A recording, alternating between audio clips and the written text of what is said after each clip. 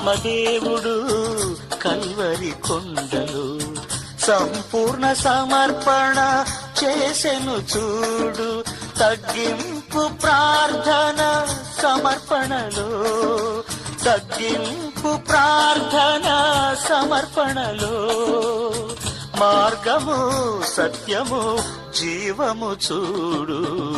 మా ఇంటి పేరు పశువుల పాక, పక్కింటి పేరు ఒలీవల తోట. మా ఇంటి పేరు పశువుల పాక, పక్కింటి పేరు ఒలీవల తోట.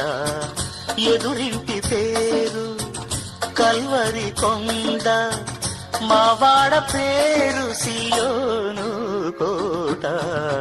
మా ఇంటి పేరు పశువుల పాక.